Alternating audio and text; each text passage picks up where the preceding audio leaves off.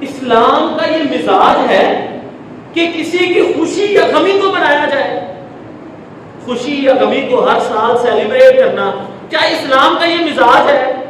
اب ہم اس چیز کی طرف آتے ہیں. سب سے پہلے یہ دیکھتے ہیں اللہ کے نبی صلی اللہ علیہ وسلم کی زندگی کے اندر بہت سارے لوگ فوت ہوئے, بہت ساری بڑی بڑی ہستیاں پیدا بھی ہوئی اور بہت سارے علاقے بھی فتح ہوئے. لیکن اللہ کے نبی صلی اللہ علیہ وسلم نے اور صحابہ اکرام نے اپنی پوری زندگی کے اندر آپ کو کوئی ایسا واقعہ نہیں ملے گا کہ ہر سال کسی کی پیدائش کی خوشی منائی ہو.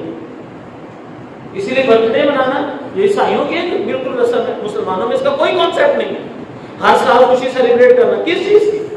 ہر سال آزادی کی خوشی منانا. فتح مکہ سے بڑی آزادی بھی کوئی ہے؟ لیکن نہیں, کوئی ایک واقعہ آپ کو نہیں ملے گا کہ اللہ کے نبی صلی اللہ علیہ وسلم نے فلاں دن کو منایا ہوا کہ اس دن ہم نے مکہ فتح کیا تھا, کسی دن کو منایا ہوا اس دن میرا فلاں بیٹا پیدا ہوا تھا, کسی دن کو منایا ہوا اس دن فلاں بندہ فوت ہوا تھا. یہ اسلام کا مزاج ہی نہیں ہے. بلکہ اسلام کا مزاج کیا ہے آپ غور کریں. اللہ کے نبی صلی اللہ علیہ وسلم کی تربیت یافتہ حضرت عمر رضی اللہ تعالیٰ عنہ امیر المومنین ہیں, بڑے دور دور تک علاقے فتح ہو چکے ہیں.